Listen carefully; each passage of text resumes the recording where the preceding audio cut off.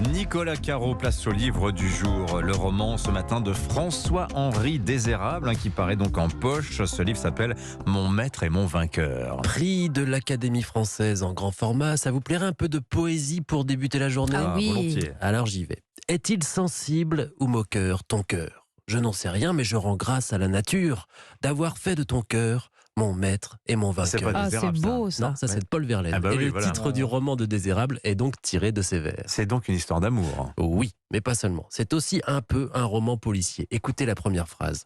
J'ai su que cette histoire allait trop loin quand je suis entré dans une armurerie. Pas mal comme première phrase. Il est question d'armes à feu, donc ça fait rarement bon ménage avec l'amour. Le narrateur est dans le bureau d'un juge. Lui n'a rien fait. Il est là comme témoin pour tenter de comprendre le crime. C'est crime il y a qu'a commis son ami Vasco. Il raconte son histoire au juge. L'histoire d'amour entre Vasco donc et Albertine que tout le monde appelle Tina. Pour l'instant, on n'en sait pas grand-chose, mais le juge a une pièce à conviction avec lui, un cahier rempli de poèmes qui racontent ce qui s'est passé, mais en langage poétique. Donc sujet à interprétation. Évidemment, tous ces poèmes sont dans le livre. Et on alterne entre l'histoire racontée par le narrateur et ses poèmes, tous composés par François-Henri Désérable. D'où le polar poétique dont vous nous parliez. Exactement. Vasco donc est tombé amoureux de Tina, mais Tina n'est pas libre, elle a des enfants, sauf qu'elle tombe aussi amoureuse de Vasco. Leur histoire commence. Mais bon, rien n'est simple évidemment dans ces cas-là. Je peux pas vous raconter pourquoi, mais Vasco cherche à se procurer donc une arme. Or, il réalise qu'en France, on n'achète pas un pistolet comme ça. C'est compliqué, il y a des papiers à remplir, on peut pas l'avoir tout de suite. Alors, il décide d'aller plus vite. Et justement, tiens, une vente exceptionnelle est organisée, le revolver de Verlaine est mis aux enchères et l'idée plaît bien à Vasco qui décide d'enchérir. Vous savez, c'est ce pistolet qui a servi à Verlaine pour tirer sur Rimbaud en 1873. Au passage, il a bien été vendu aux enchères, ce pistolet, il y a quelques années. Ce revolver, pardon, il est parti pour 400 000 €. Ouais. Et heureusement, il ne savait pas bien tirer Verlaine, puisqu'il a blessa Rimbaud au poignet, etc. Ma thèse, c'est qu'il a fait exprès. Voilà. Et puis après, ils sont allés en prison, il menaça de se brûler la cervelle avec, etc. Quelle histoire.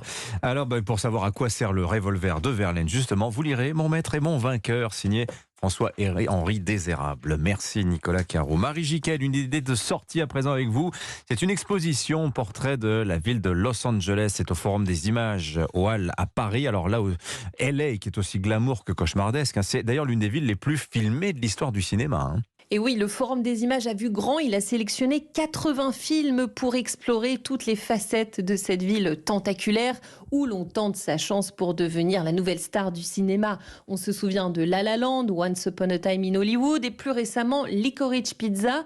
Mais dans cette cité des anges, il y a toujours le revers de la médaille, comme nous l'explique Muriel Dreyfus, programmatrice au Forum des Images. Même dans un film qui est très joyeux comme Chantons sous la pluie, qui est une comédie musicale qui est extrêmement drôle, en fait on voit aussi la cruauté du passage du muet au parlant, comment des carrières restent sur le carreau. On sait qu'il y a des acteurs et actrices, il y a eu des suicides, il y a eu des carrières arrêtées brutalement à l'arrivée du parlant.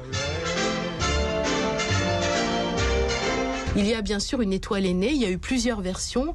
Celle qu'on montre, c'est celle de George Cukor des années 50, qui est peut-être un des portraits les plus cruels qu'on ait pu faire sur Hollywood, où on voit une star montante, Judy Garland, et une star qui descend, James Mason, qui joue son mari. Vous allez pleurer pendant 3 heures. C'est aussi un des sympa, plaisirs. Voilà, prescription culture, de bonne humeur. Voilà, tout à fait. Moi, j'adore pleurer au cinéma. Los Angeles, ces plages où l'on surfe comme dans Point Break, ces dédales plus sombres comme dans le Dahlia Noir ou Boogie Nights et ces projections futuristes comme dans Blade Runner. Bref, c'est un travail de titan qu'a effectué le Forum des Images pour créer la carte postale cinématographique de Los Angeles. C'est un événement dépaysant. Voilà, le portrait de Los Angeles, c'est jusqu'au 6 juillet au Forum des Images au Hall à Paris. Vous pouvez aussi suivre des cours de cinéma à distance gratuitement grâce au Forum des Images. Merci à tous les trois.